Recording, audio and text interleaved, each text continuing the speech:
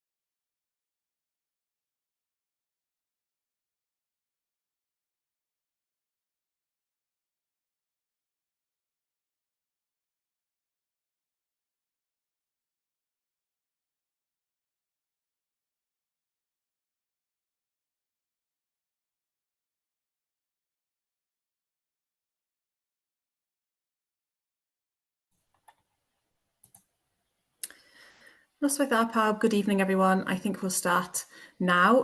Croeso i'n webinar ni heno Canllawiau diweddaraf ar y Tafod Glas I Geidwad byw. Welcome to our webinar tonight, Guidelines on Blue Tongue for Livestock Keepers. Gyda fesurau rheolau newydd yn dod I Rhymfori, bydd yn siaradwyr Fiona Lovatt o Flock Health a Richard Pizzey, Llywodraeth Cymru, am linellu'r rheolau symud newydd, siwt mae'r tafod glas yn lledaenu a'i phwysigrwydd brechu ac ymgynghori a chmilfeddyg. With new blue tongue restrictions coming into effect from tomorrow, July the 1st, this webinar is going to outline the new movement controls, how blue tongue spreads and its potential consequences, and the importance of vaccination and consulting your vet. Covering these topics will be our speakers, Fiona Lovatt from Flock Health and Richard Pizzey from the Welsh Government, who will both give short presentations and answer any questions you have at the end. With that in mind, if you can click the Q&A button on your screens and type any questions into the box during the presentations, they will be answered at the end of the webinar. I think we've got everybody, we've still got people coming in, but I think we will hand over to our first speaker. So Fiona, would you like to share your screen? Lovely. I'd like to hand over to Fiona then. Thank you, Rhiannon.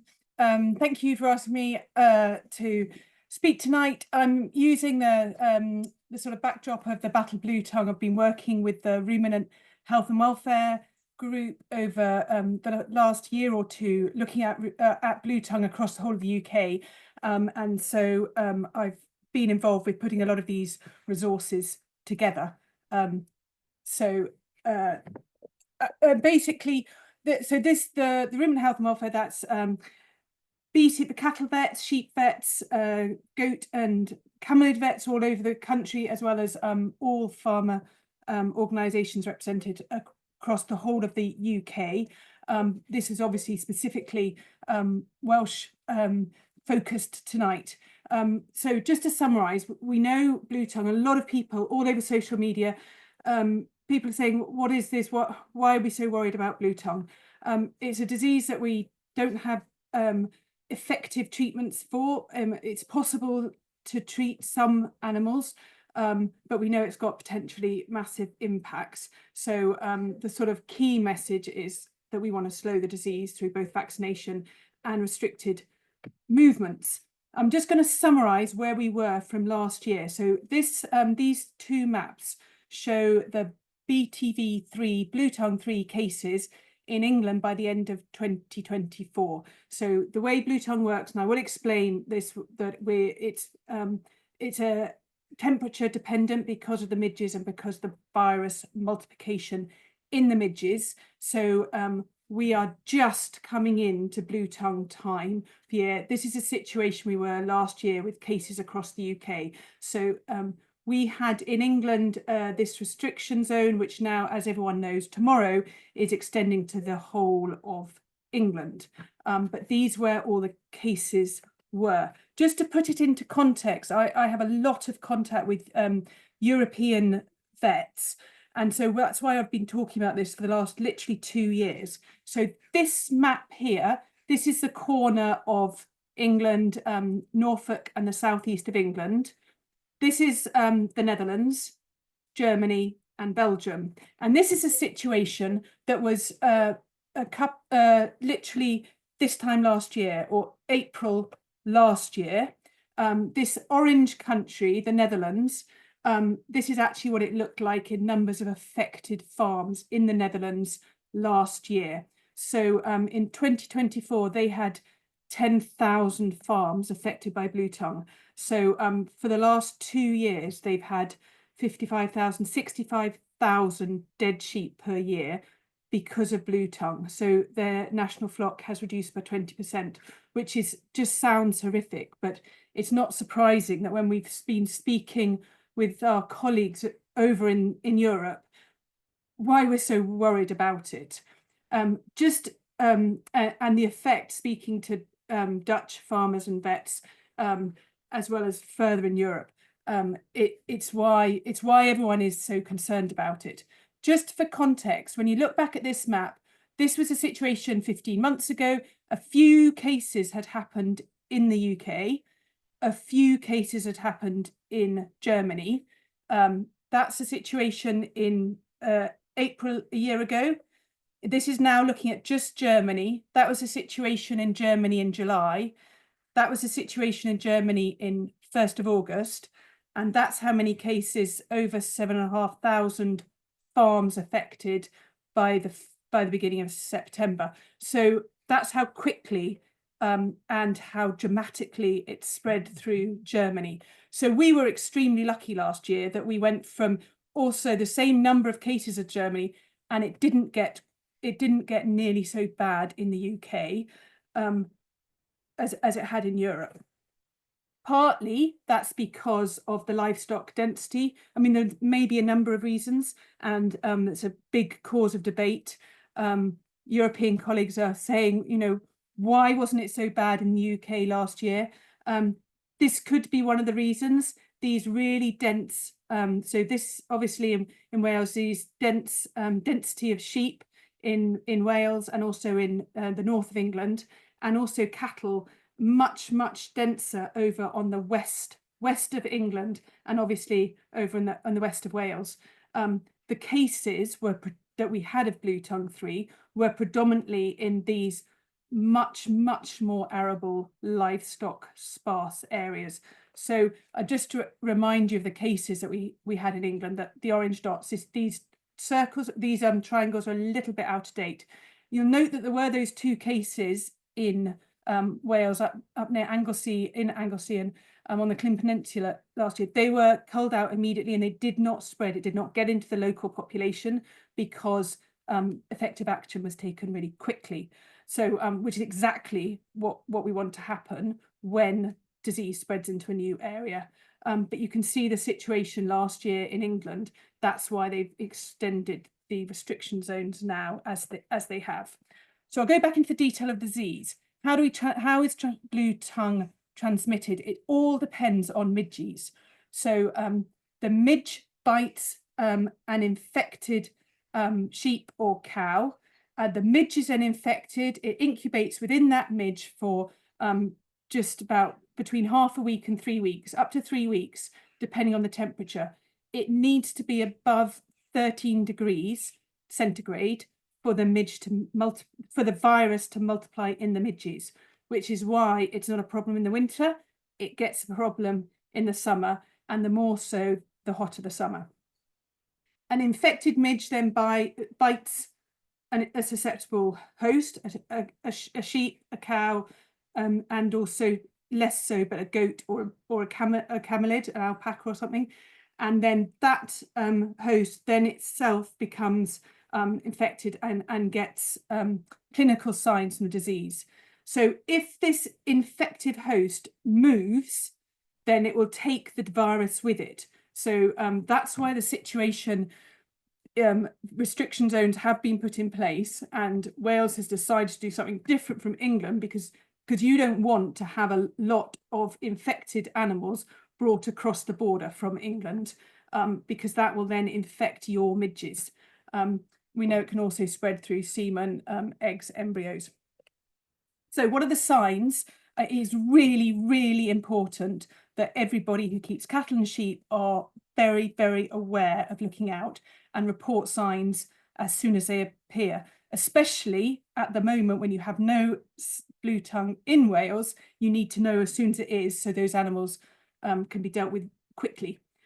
So signs in sheep: very lethargic, reluctant to move.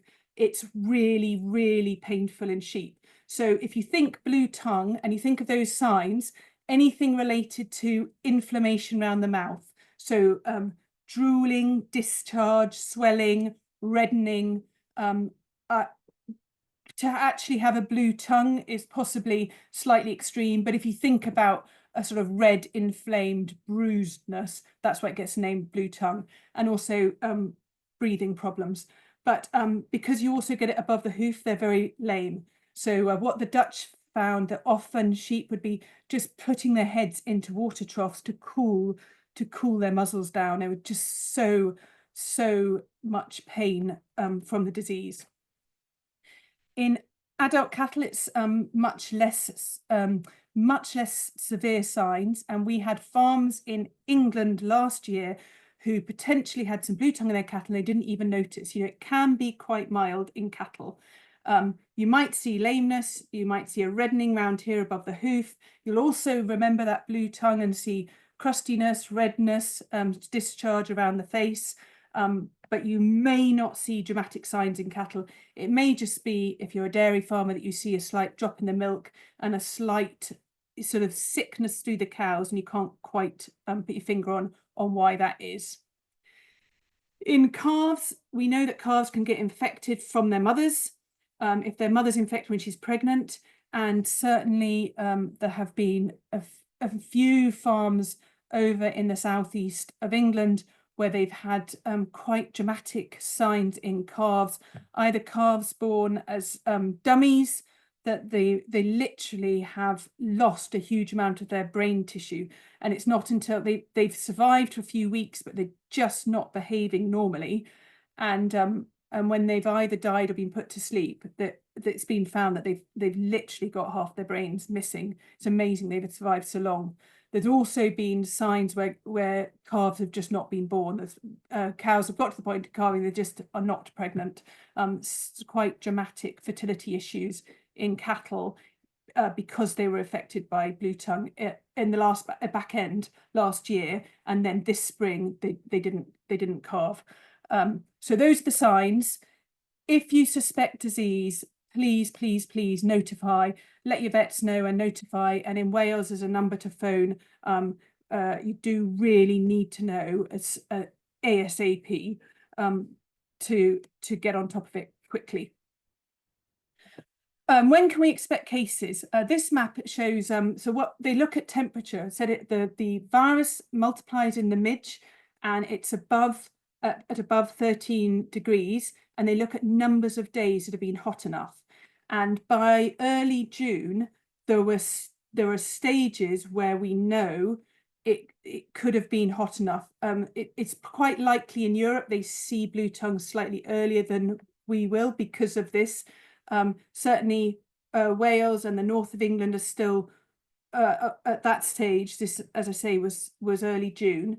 There were, you know, it's impossible where you've only had a few days above 13 degrees for there to be virus replication, but in some of these darker areas it's quite possible that it would start to happen. So that's why things are starting to warm up in terms of people getting nervous about the disease. And this graph just shows, this is from the WAH, which is the World Health Organization for Animals. And across the board, when they're looking at reports of blue tongue, there's virtually no cases right through January, February, March, April, May, June. And then you start to see an increase of cases in June. Sorry, this is still June here, July here, and then August, September, October, enormous numbers of cases. And that's because of this temperature thing. So that's why everybody's really worried about it now. And that's why nobody's been surprised we haven't seen any last month, but everyone's expecting we may see some next month. As I said, it is possible to treat animals. This was an article we wrote with some Dutch colleagues when we realised how bad the situation was in Holland. If you find blue tongue, and this is way down the line potentially, you have to report it, and quite likely your animals will be culled immediately. If it becomes bad and we get high numbers of cases, animals won't be culled out and people will have to treat, and you can point your vet to there is an article and what is possible. Please bear in mind, in sheep it's so severe, large numbers of animals are actually put to sleep. We're not able to treat them because they're so severe. We've got this vaccine decision tool which we put together for vets to help vets talk through with their farmers whether they should vaccinate or not. I would say increasingly, and the more I speak with people on the continent, I would suggest that it's increasingly, that I would say the pendulum is that you are likely to want to vaccinate, but it does depend on the value of your stock, on your numbers, on where you are. And there is this vaccine decision maker tool that your vet can access. I mean, it's on the web. You can access it yourself and work out, should I be vaccinating or shouldn't I? There's certainly, I personally would 100% have been vaccinating cattle and sheep. But I'll talk through that. We've also, there are 3 different types of vaccines available: Bultavo, Bluvac and Civazole. And your vets can access this comparison sheet to look through all the details of the vaccines. That's available on the website. It's accessible to anyone. There are a few obvious questions and answers with vaccination. The first one I would suggest is, should I vaccinate, sorry for that typo, should I vaccinate cattle or sheep? And the answer there really is that sheep have very severe clinical signs, very high mortality. So if you've got animals at home that you would hate to lose, I would vaccinate them, and you make that decision how that works in your flock. I would definitely vaccinate my rams, and I personally would vaccinate my ewes as well. And if I valued my lambs, I would vaccinate them. But you know, that's everyone's own choice. Cattle don't show such severe signs, but what we know is the disease can dramatically reduce the numbers of calves produced. And we also know that once a cow is bitten by a midge and is viremic, has virus in its blood, it produces a massive amount of virus. So because an infected cow produces a lot of virus, there's a lot of logic to say vaccinate your cows, because that reduces the risk of there being virus for midges to bite. So the lower the level of virus, hopefully the fewer animals infected. So that's a very, very good reason for vaccinating cattle. Do the vaccines prevent disease? No, they will all reduce disease, they will reduce clinical signs, and they will reduce rates of death. Actual viremia is prevented. There's one of the vaccines which will claim to prevent viremia. So there's no virus in the blood, and that is the reasoning behind that particular vaccine being relevant in the license, the movements. That's the reason for it, because virus doesn't get into the blood, and so they're not creating much more virus. And that's only in cattle, and it's not the case in sheep. And then the third question that I find them asked all the time, because of a lot of rumours, but they're rumours with absolutely no ground behind them. There is whether the vaccine causes fertility issues. There is no logical mechanism how these vaccines can affect fertility. And they have used millions and millions of doses in Europe, and there is no evidence that fertility has been affected by the vaccines. In contrast, there is a lot of evidence to show that actual infection with the virus will cause very severe fertility issues, but the vaccines themselves do not. That's maybe, if anyone's got those questions, I'll come back to this, but I'm quite sure there are other questions. In summary, in terms of vaccination, personally, I would strongly advise that if you keep cattle and sheep, you seriously consider vaccinating. Have this conversation. Please speak with your vets. Don't think this is something that won't ever happen to me. You want to be thinking about it, and you want to be talking about it, and you want to be vaccinating valuable livestock. And please go to your vets and talk to your vets about it. And if your vets don't know the answer or are not interested, there are lots of resources that they can point to. So, don't bury your head in the sand about this. It's definitely something you need to consider. I'm not saying definitely vaccinate all your animals. That is your choice. But what I am saying is definitely think about it and definitely talk with your vets about it, please. Just final thing that I'm going to talk about is this same ruminant health and welfare group they've put together, and it is really clever. So I just want to show you this movement checker. So this is movement for people, everyone across the GB, and I'm just going to quickly show you how it works. So it starts off, it's done like a survey, but it's not collecting your answers. So don't worry, nobody knows that you've asked the questions, and nobody knows, no one's collecting this information. It just does a survey because it's simpler. So you start off with, are you in England, Scotland or Wales? And so you tick, I'm in Wales. Then you go, where do you want to go from Wales? And then you're thinking, oh, actually, I don't want to go from Wales. I want to bring something into Wales.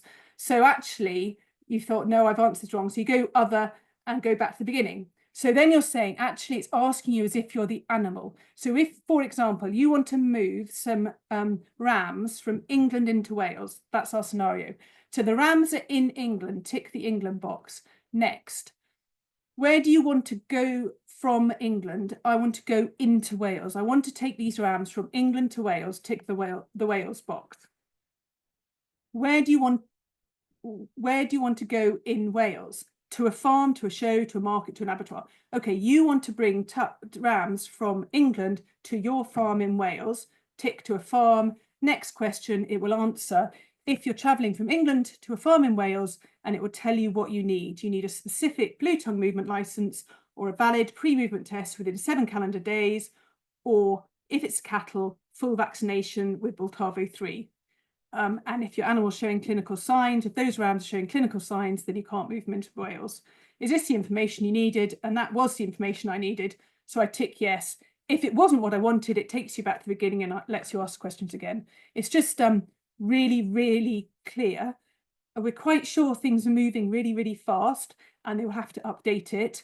But for the moment, and as from the 1st of July tomorrow, this will work brilliantly.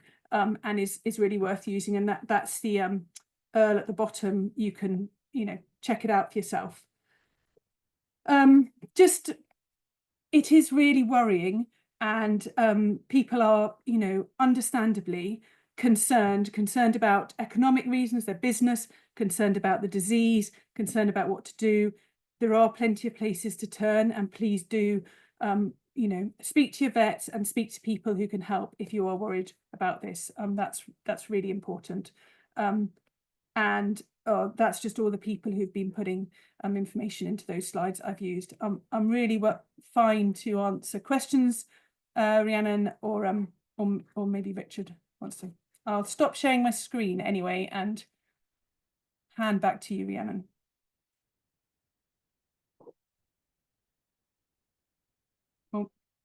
Oh, you're on mute, Rhiannon. Yes, I was. I apologise for that. We have got a couple of questions that have come in. It's up to you if you want to answer them now, or shall we wait to the end, just in case something is clarified in Richard's? Okay, there's a question here. I have vaccinated my sheep in May. Will the vaccine give them long life protection, or will I need to give them a booster next year? In terms of how long the vaccines last for, we don't know. The companies are all very confident that the vaccine will last for a year, but we haven't yet had enough time for those studies to be done. So based on all their other vaccines against other blue tongue, they are confident the vaccines will last a year, but we don't know if they'll last longer. And it may be that you have to redo them this time next year.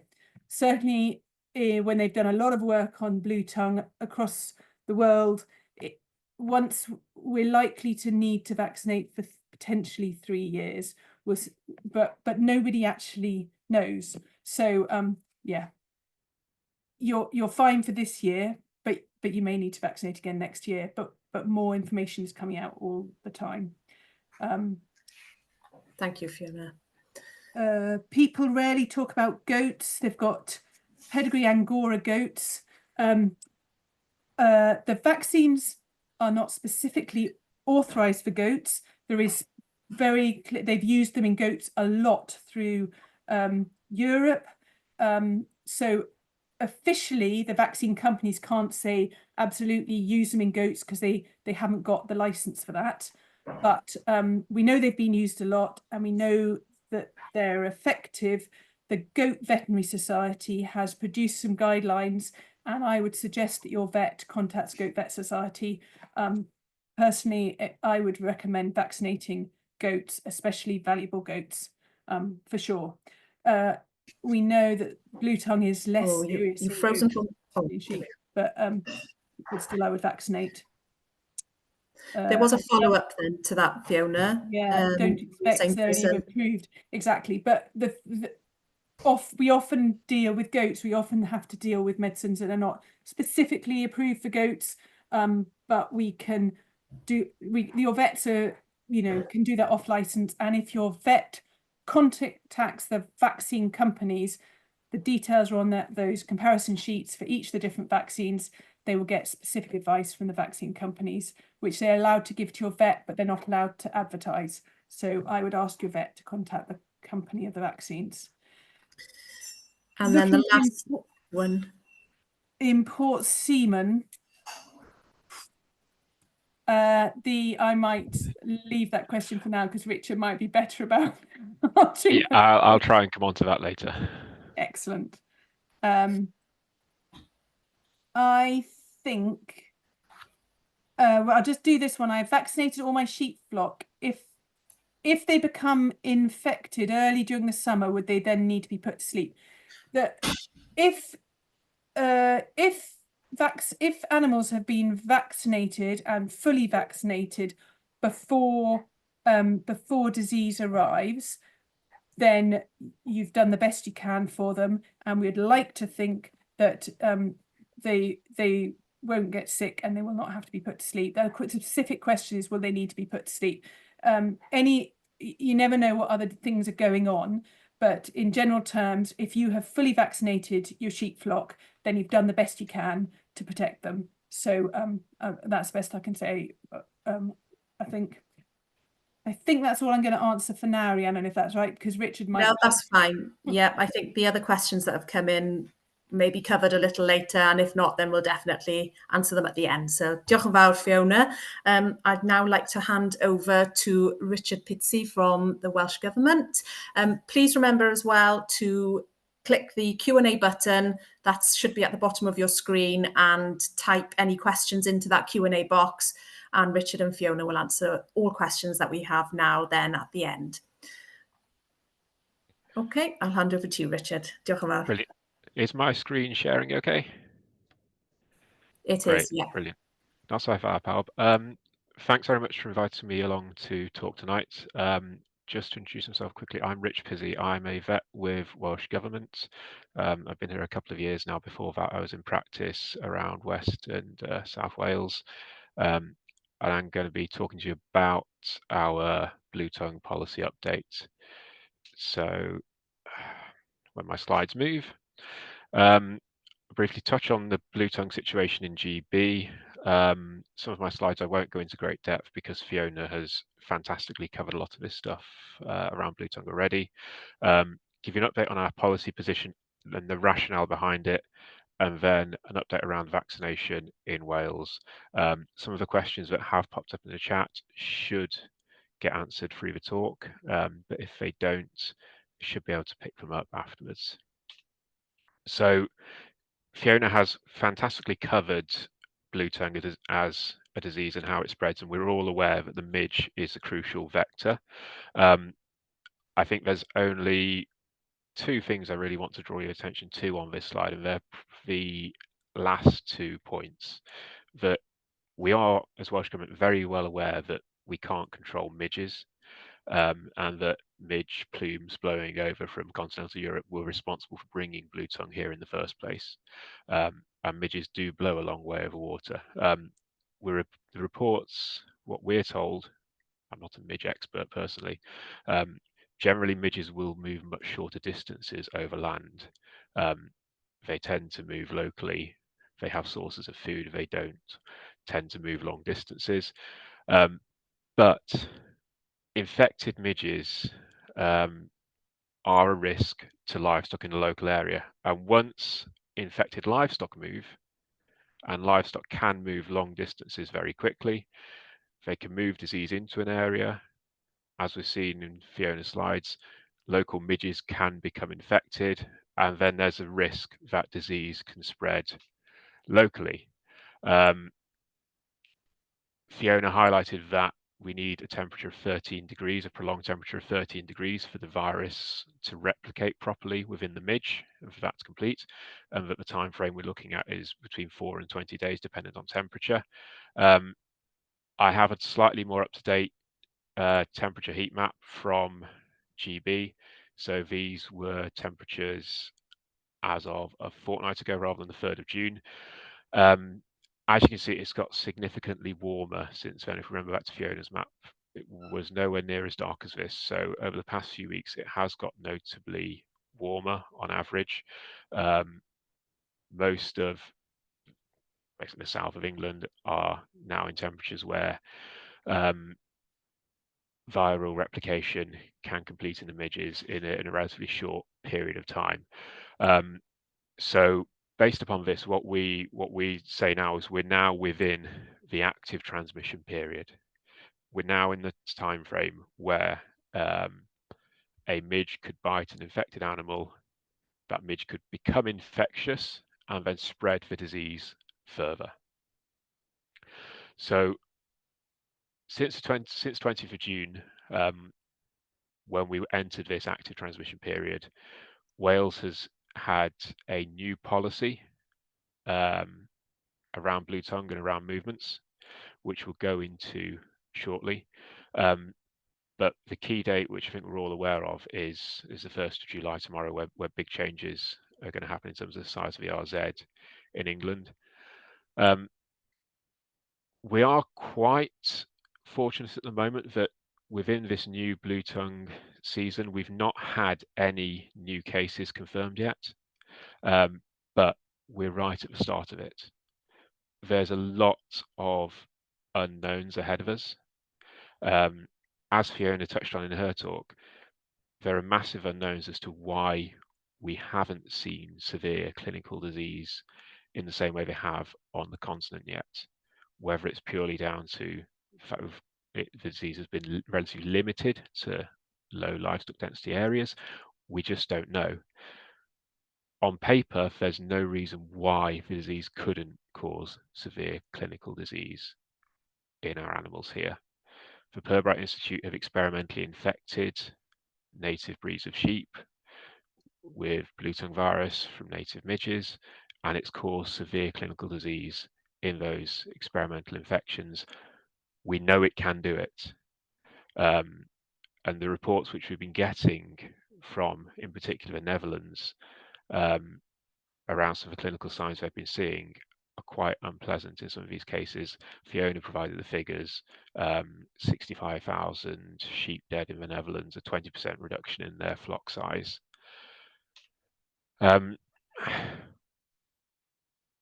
This is the RZ as it stands up until midnight, over covering the largely the east of England. I wanted to highlight we did have 2 holdings in Wales which had positive blue tongue cases last year, one at Ynys Môn and one at Llŷn Peninsula.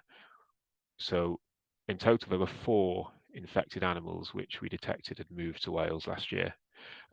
They'd moved from the southeast of England via a market in the northeast to these 2 holdings. We were very fortunate. These animals were culled immediately after we detected disease in them. We undertook surveillance in the local area and we couldn't find any evidence that the disease had been spreading locally. But the real risk is that if infected livestock do move into Wales, they could take disease anywhere within Wales and it could spread throughout the country. When we, as Welsh Government, look at what our role is, we have a framework around animal health and welfare, and we have a key strategy. And a key aim we have is that Wales has healthy and productive animals. So one of the key working principles we have, we try to work to, is that prevention is better than cure, regardless of the disease. And when we're talking about blue tongue, preventing a disease that doesn't necessarily have a simple cure, the best way we can prevent it is to try and keep the virus out of Wales for as long as possible, and hopefully to provide people with enough time, should they wish to vaccinate their stock and protect them. So in terms of policy, from the 20th of June, we announced our new blue tongue policy. We are only accepting movements to live of susceptible species from a blue tongue RZ subject to a negative pre-movement test. And as of tomorrow, that RZ will expand to cover the whole of England. So live movements, animals to live, moving to live on other holdings in Wales will require a negative pre-movement test and a specific license available from APHA. So the process is contact APHA to apply for a license. They'll give you an application number, and from there you can book a blue tongue test through your vets to move animals across the border into Wales. At the minute, there is an exception, one exception for cattle that have been fully vaccinated with Boehringer's Bultavo 3 vaccine and which have no clinical signs of blue tongue. They can move from an RZ to Wales without needing a pre-movement test. When we say fully vaccinated, what do we mean? We mean that they have had 2 doses of the vaccine as per the data sheet, and that the second dose of the vaccine was given at least 3 weeks ago. And again, these moves will require a specific license from the Animal Plant Health Agency. If an animal shows clinical signs of a day of transport, they cannot move. Should an animal move onto your holding that shows clinical signs of blue tongue, you should contact AFA immediately. Should an infected animal move onto your holding, there's a real risk that midges around your holding could become infected, and there is a significant disease transmission risk to the rest of your stock, and potentially the associated clinical impacts, which Fiona covered. Movements to slaughter do not require a pre-movement test, but they must be to a designated slaughterhouse as of 1st of July, so as of tomorrow. So if you're planning on moving stock or from England into Wales to slaughter, they must be to a designated slaughterhouse. Movements from Wales to shows or markets in the RZ of less than 4 days duration are permitted under licence. So we are allowing short-term movements across the border, but on return, stock will require a post-movement test. The reason we're requiring a post-movement test, because if that animal were to pick up blue tongue in the RZ, we want to detect that as early as possible when an animal moves back to Wales, because that will give us the best chance of trying to stamp that disease out.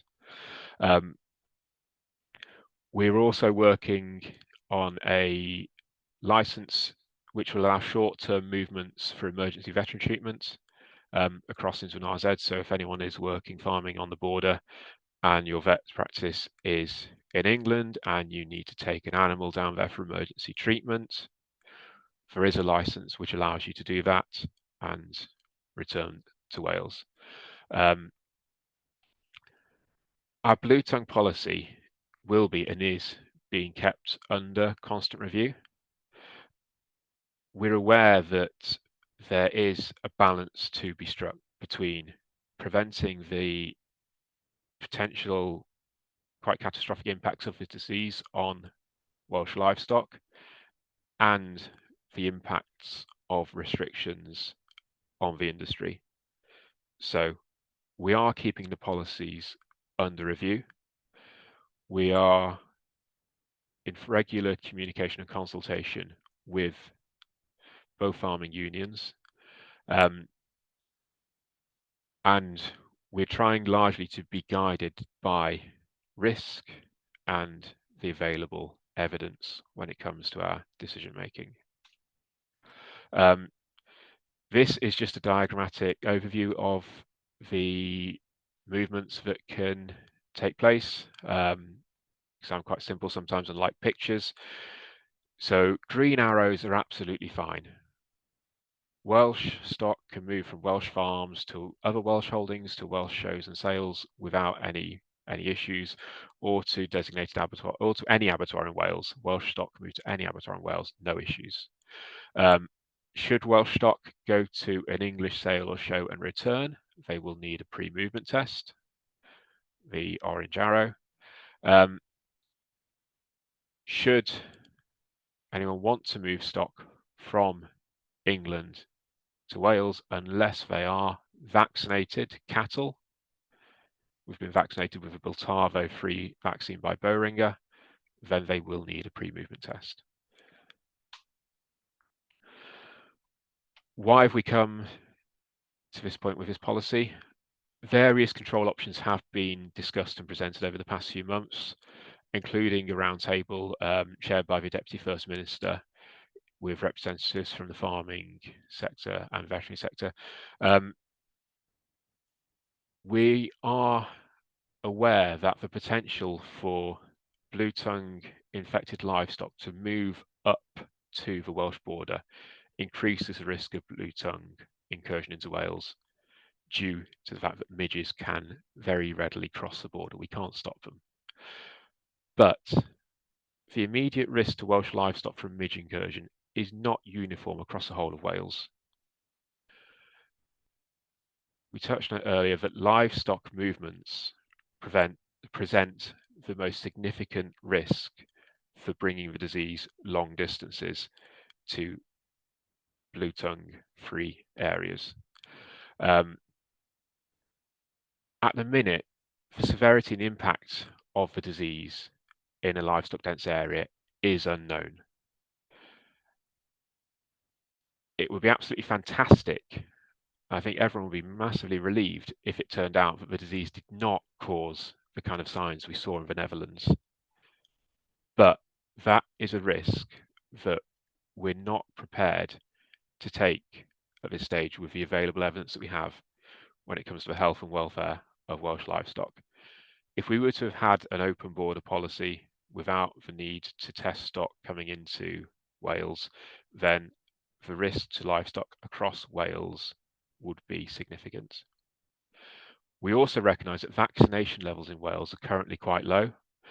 We know that demand is increasing, but the more we can do to slow down the spread of blue tongue and hopefully allow people more time to prepare to vaccinate should they see that as appropriate, then ultimately the better that will be for animal health, for welfare, for fertility, and for productivity. So we said that vaccination rates remain relatively low. The latest figures we as Welsh Government have are that just under 100,000 doses of blue tongue vaccine have been sold in Wales. We're asking that vets report sales of vaccine, and we're asking that keepers report vaccination of animals. The reason we're asking this, because this is a notifiable disease still that we're talking about, knowing which animals are vaccinated and having a record of that helps provide us with information as to how our national strategy is working, and gives us an insight if a flock or herd that had been previously vaccinated with a vaccine were to suffer a blue tongue outbreak, we wouldn't then be surprised to find a load of antibody positive animals on that holding. So knowing which animals are vaccinated is useful for us.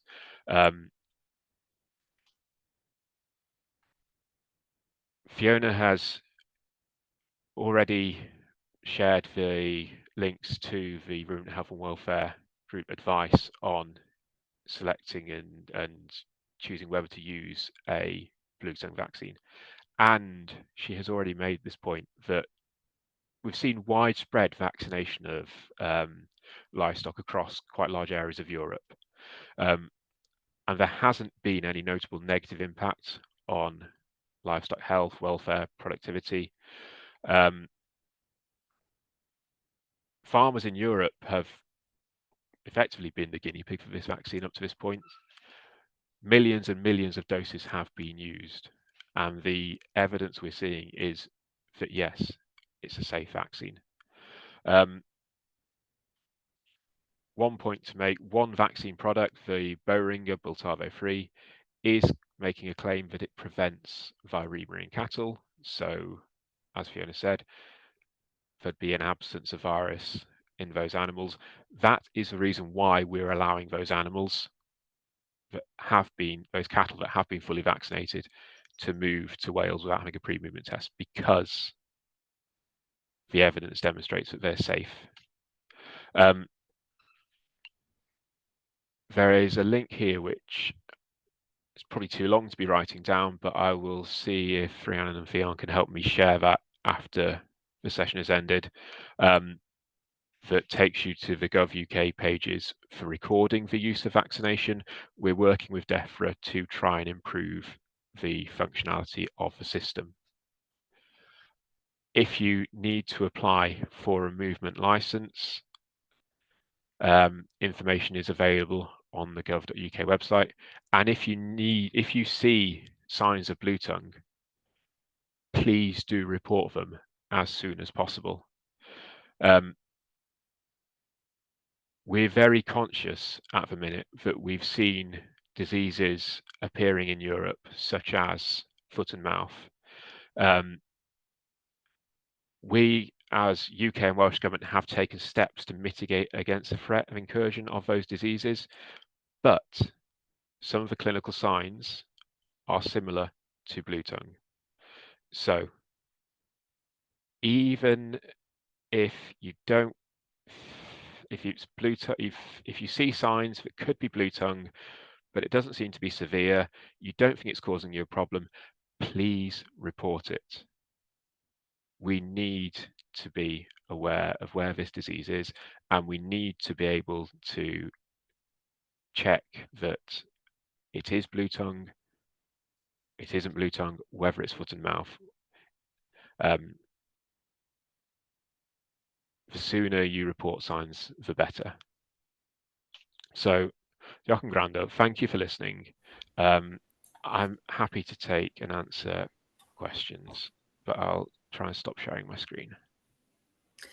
Diolch yn fawr, Richard. Thank you. Yeah, every attendee this evening will receive an email following the webinar, so we'll try and make sure that the links to the movement licenses and also hopefully to Fiona's movement tracker as well will be included in that email for everybody.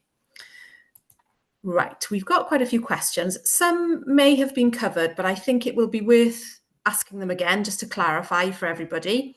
So I'll start at the top. We are due to enter sheep in a show just over the border in England next month.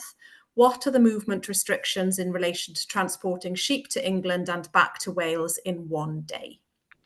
Okay, so those movements can take place under license. A license is available from AFA, so contact AFA for the license. The requirement would be that when animals return, they're isolated and post-movement tested, but those movements are permitted under license. Lovely, thank you. And this was a follow-up then to the questions about goats. We are looking to use imported semen from Australia, which will be stored in England on goats in Wales. Are there specific issues we need to be aware of? Okay, so when it comes to semen and germinal products, we did some work with DEFRA on this last year and with some of the collection centres looking at how these products are collected, processed, stored. For germinal products to move out of the restricted zone, so if they're being stored in England and moving out of there to Wales, there are requirements in place around how those products are handled, which are there to mitigate against the risks. So if they're being moved legally from England to Wales, they should not present a risk to you because of the conditions in place around the companies which are moving the products effectively. Generally, we can have more assurance around germinal products than we can live animals. So this was a question which came up last week in, I think, one of the CVO's talks that he did as well. So if anyone is wanting to move semen from England to Wales that's come from, e.g. English bulls, those animals would have to be blue tongue tested prior to the semen being collected and after the semen being collected. And we've been requiring certain conditions around how long frozen semen is kept for, so that we can have the assurance that that animal has actually provided 2 negative tests before that product is used, which should give a high degree of confidence around it being safe. Thank you. Where do you get a blue tongue movement license from? This has been answered, but yeah, so APHA is a place to go for the movement licenses, but there is plenty of information available on the gov.wales website around blue tongue as well, so I think all the links are on there too. Great. Is it a risk if Welsh farmers visit agricultural shows or farm tours in England and bring the midges back on their clothes? I think there's a theoretical risk there. In terms of quantifying it as to how likely or how severe that risk is probably another matter. Theoretically there's a risk, but what we've appeared to see in England with the spread over longer distances of the disease in these cases, that typically they've been associated with livestock movements rather than people. Some of our licenses around the movement of stock are requiring insecticides to be applied to vehicles, and there are C&D, cleansing and disinfection requirements in some of the licenses around vehicles, so that they're not necessarily, ideally we want them as clean as possible, as less muck as possible in them before they come into Wales, because that will reduce the chance of bringing midges in. But in terms of a person posing risk of bringing them back, probably quite a minimal risk. Okay, thanks. And that information about disinfection procedures will be on the licenses then? That will all be on the licenses. Great, thank you. Can you move cattle in England to an abattoir without a pre-movement test? So if they're moving to a designated slaughterhouse, then yes. At the minute, I cannot remember exactly which ones they are. There are currently 5 designated slaughterhouses in Wales. Check with the slaughterhouse you're planning on moving them to see if they're designated, would be my advice. But if it's a designated slaughterhouse, then yes. The reason we have limitations around which slaughterhouses they can move to, that we've put certain requirements in place for those slaughterhouses, certain actions they have to take to try and mitigate against the risk that if an infected animal does come into Wales to one of those slaughterhouses, that the likelihood of it coming into contact with midges is minimised. So it's all about trying to keep our Welsh midges healthy, which I never thought I'd say when I graduated vet school. It is clear that the severity of the problems are greater in sheep than in cattle. Where on the spectrum of infective issues do goats sit? Fiona might be better placed than me to answer this one. Yeah, not Sorry. as far as I know, not nearly as severe as sheep. So mortality in sheep can be up to 70%, nowhere near as high in goats. But I don't know if it's quite as mild as you see in cattle. We have so few goats. Yeah, certainly put either in between or on a par with cattle, but nothing like as severe as in sheep. Okay, thank you. Who pays for a blue tongue test? Sorry, you just broke up for me a second. It's who pays for the test. Is it the Welsh Government or the farmer? Who pays for a blue tongue? Okay, so the keeper is responsible for paying for the test. The Welsh Government are not paying for any tests. And the other half of that question was, what's the typical cost per animal? So as far as I know, a dose of vaccine I've seen them between £2.50 and maximum £4. So it depends on the vaccine and it depends on the practice. I've not seen any for more than £4, and yeah, £2 or £3, but yeah, £2.50, £3, something like that. But in that sort of ballpark, somewhere between £2.50 and £4 a dose. Cattle need 2 doses. Thank you. Is that a bit better now or not? I think it was my end, maybe. We'll try again. Can you bring breeding rams from Scotland to Wales? Yes, you can. So Scotland is a free area at the minute, just like Wales. You can bring them from Scotland to Wales. There's a general animal movements order which applies around how you should be moving animals generally. There is advice on the Welsh Government website around trying to minimise the number of stops en route. if they need to stop in motorway services, they need to stop in motorway services. But generally, we see animals transiting through the RZ as being a fairly minimal risk. I tried that question on the movement checker and it gave me the same answers. So that's reassuring. Good. Is there enough testing capacity for the blue tongue pre-movement test? I hear testing capacity is limited. And what is the time window one has between a clear test and the movement from the restricted zone? So, in answer to that question, capacity is always going to be limited because labs can only process as many samples as they have space for and staff for. We anticipate that there will be some challenges around meeting the demand for testing, but we're actively working on increasing the number of labs which can deliver blue tongue testing at the minute. Sorry, what was the second half of that question? What is the time window between a clear blue tongue test and the movement from the restricted zone?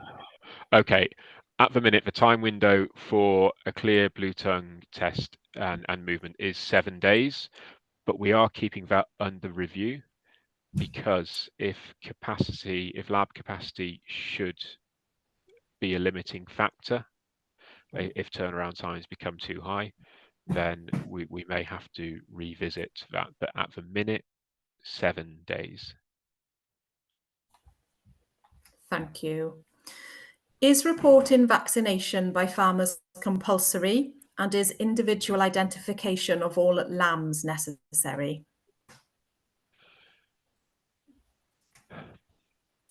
Technically, yes, to both of those. Noting that both recording and reporting individual lamb numbers, etc., will be slightly onerous. We are working with DEFRA to try and improve the way that the system works to try and make reporting vaccination by farmers as simple as possible. Thank you. Will there be any compensation for losses if infection takes hold?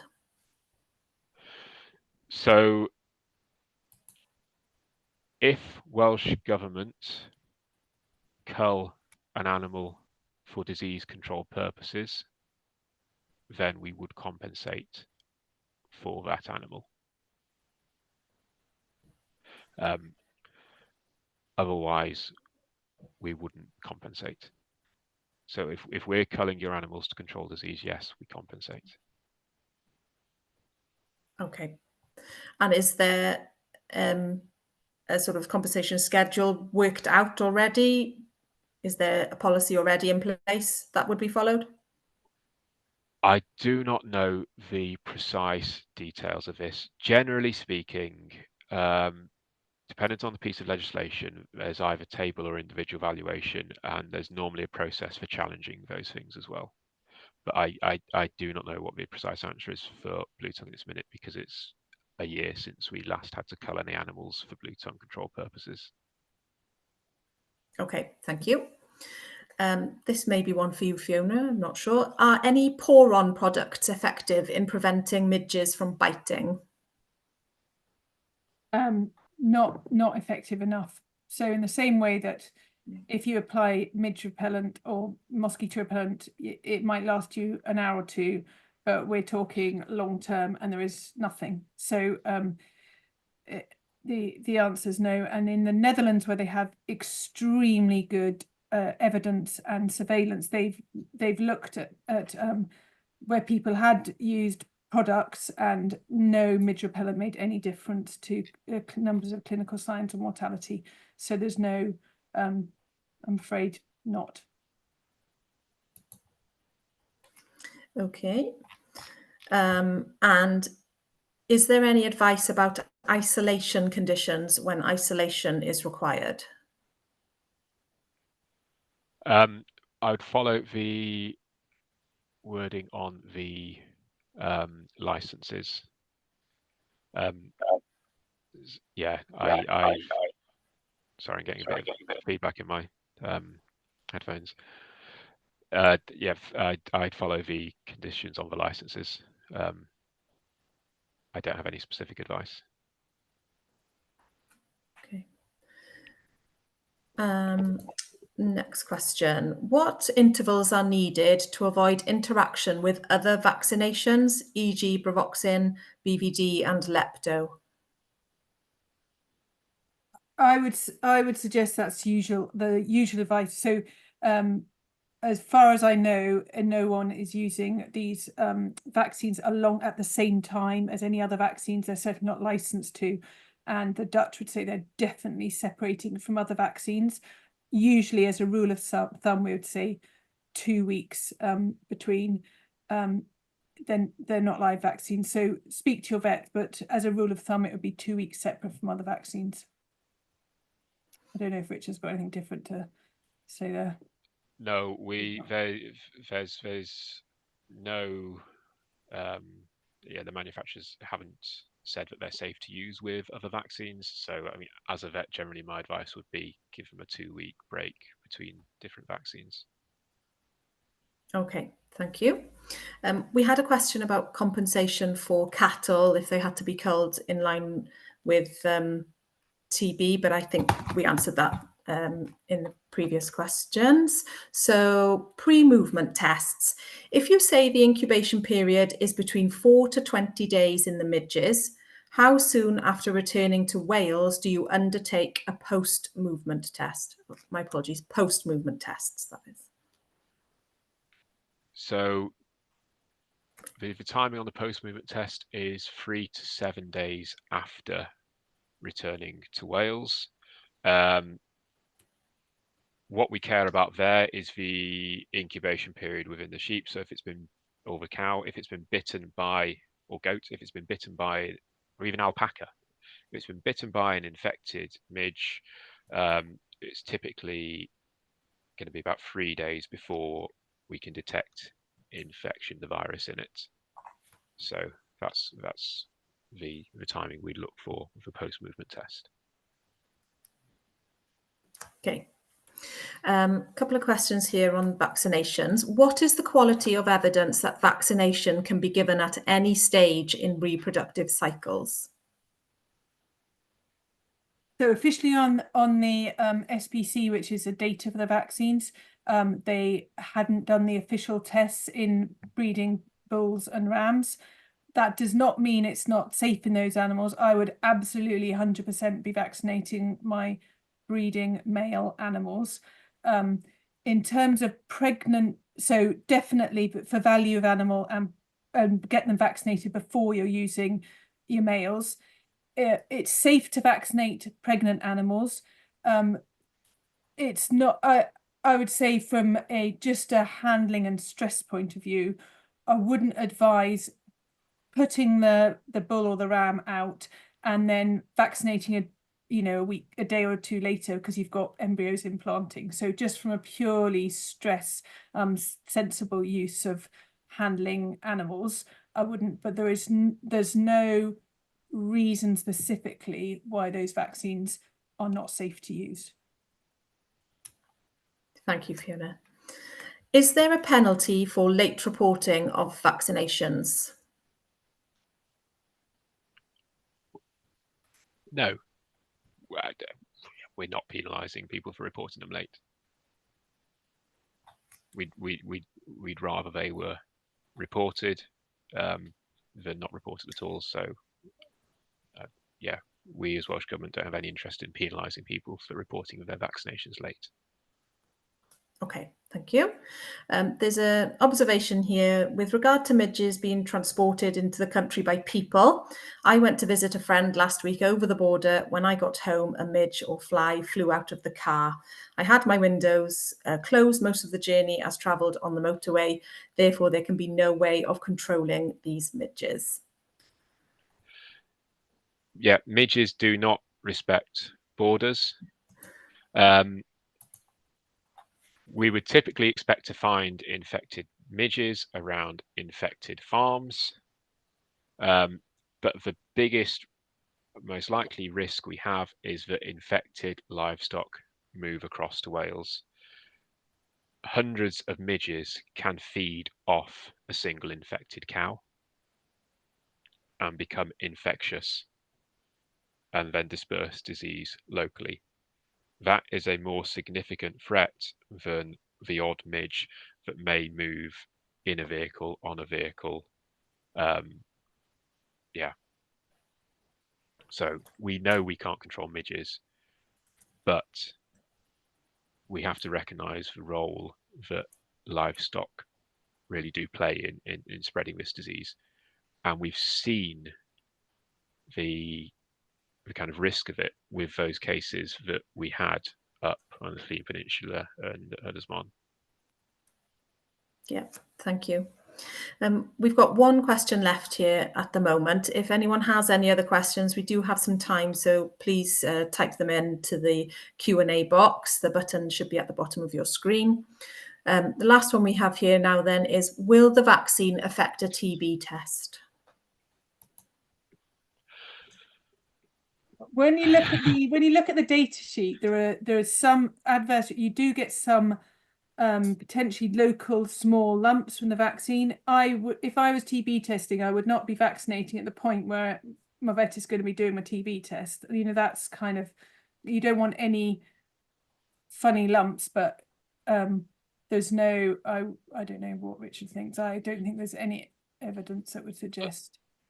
No, there's. We don't have any evidence to suggest that it interacts with a TB test. My PhD was TB and immunology, and the blue tongue vaccine, I can't see any plausible reason why it would interfere with the test unless you were vaccinating on the side of the neck, as Fiona's suggested. So I'd avoid doing that if you've got a TB test coming up. But in principle, if you were injecting in the neck and a lump formed, your vet should note that before the TB test anyway. So it shouldn't impact the result that way anyway. Thank you. We have had a few more questions come in now. Does the virus survive after an animal has died? The virus will survive. The likelihood of that animal being bitten by midges versus flies, we're not considering them to be as significant a risk as live animals. Okay, thank you. Someone would like to know, how reliable is the pre-movement test? I can't give precise numbers. It is very reliable. It's incredibly reliable in terms of specificity. So the chance of it giving a false positive result is incredibly low because it's a PCR test. It's looking for the genetic code of that virus. So it is incredibly specific. False positives are not a concern. There is a potential risk of a false negative result because as I mentioned earlier, there's an incubation period within the animal of around 3 days. If an animal is sampled 24 hours after it's been bitten, she's been bitten by a midge, then there's a risk that the test could fail to pick up that infection. In an ideal world, we'd post-movement test these animals as well, but we're not in an ideal world. We don't have the lab capacity to do that. The pre-movement test is the best mitigation we have against this disease coming into Wales. Is there something, Richard, if an animal's just been vaccinated, the advice is to leave it a week before it's pre-movement tested? Is that correct? Yes, that is correct. Thanks, Fiona. Yes. So the vaccine itself, in the first week after vaccination, there is a chance that the test could pick up a vaccinated animal as being positive. If we know that animal's been vaccinated, we would avoid testing it in that first week after vaccination. And that would prevent there being any confusion there. So yes, if you're planning on, if you are planning on bringing stock across, don't vaccinate and pre-movement test within a week of each other.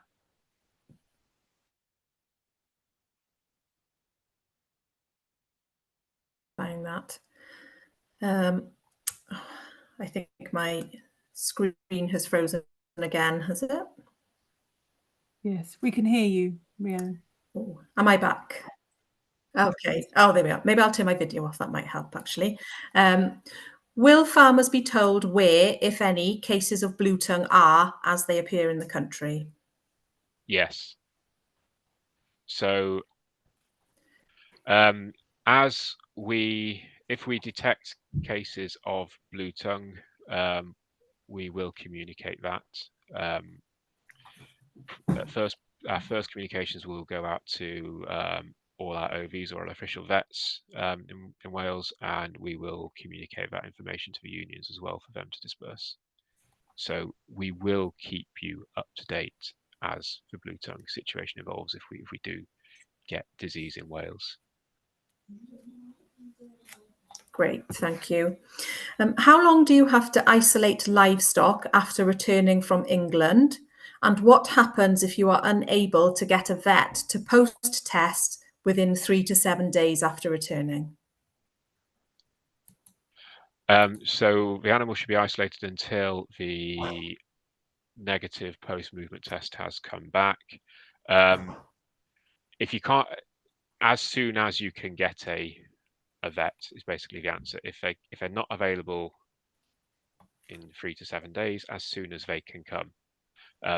The animal still has virus circulating after 7 days, after 10 days, after 12 days, it still has it circulating, but the sooner you can get that animal tested, if it is positive, the sooner we can act and the less risk it therefore hopefully poses to other livestock.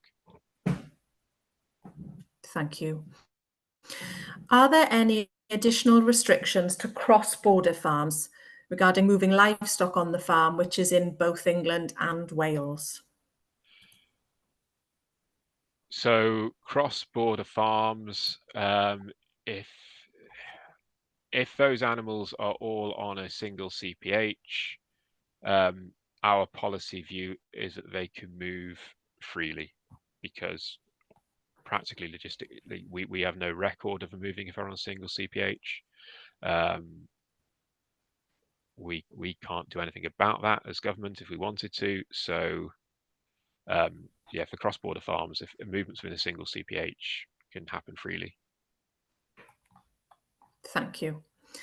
Why is the sheep vaccination only one jab? So that's a couple of the vaccine.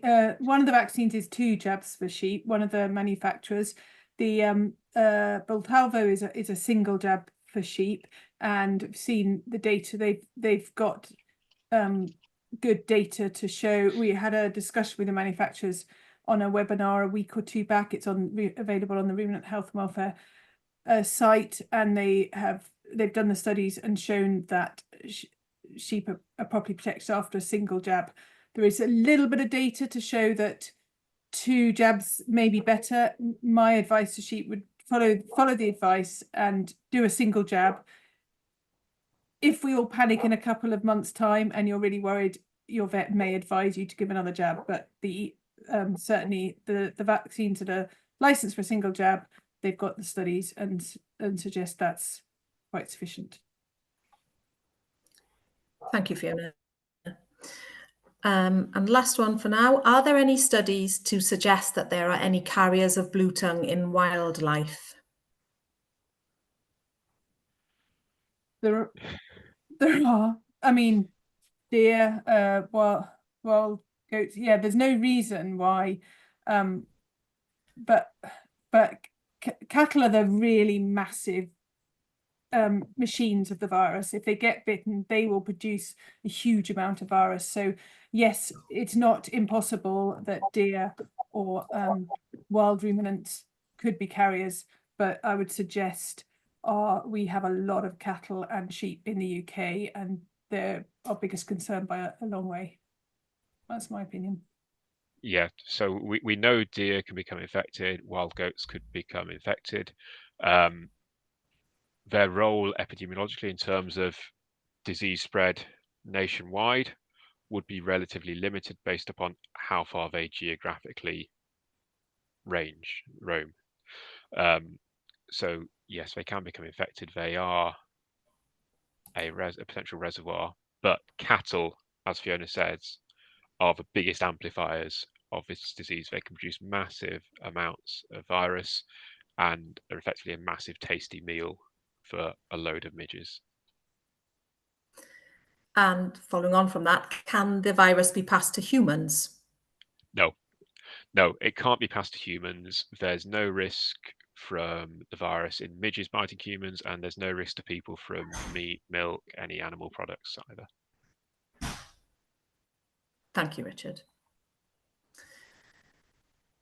Well, we don't seem to have any further questions. If anybody does have a question for Fiona or Richard that you would specifically like to ask them, feel free to contact your local development officer, and I'm sure they'd be able to pass on the question on your behalf.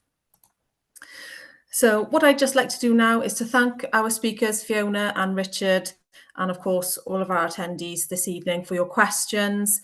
I think one of the key messages is to stay in contact with your vet and to be proactive rather than reactive on the issue of blue tongue. And with that, I would just like to thank everybody for their attendance this evening. Diolch yn fawr iawn I chi gyd a noswaith dda. Thank you very much. Have a good evening. Just quickly, there's been one more question just popped up in the chat. It has. And the answer is you don't have to have a Welsh Government isolation facility. Just somewhere away from the rest of your stock. If you bring an infected animal back, we'd like it to be away from your stock. We know the disease isn't directly contagious between cattle and sheep and sheep. The risk is that midges bite it and transmit the disease to your other stock. So that's why we want it away, because we're trying to protect the others from midges, basically. But yeah, no, it doesn't have to be a Welsh Government facility. Thank you, Richard. Diolch. Great.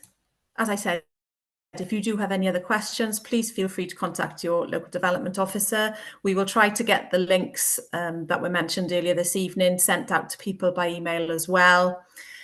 So I think that's it. Diolch yn fawr, Fiona. Thank you, Fiona and Richard. Diolch yn fawr I chi gyd am ymuno gyda ni heno noswaith dda. Thank you very much. Good evening. Thank you.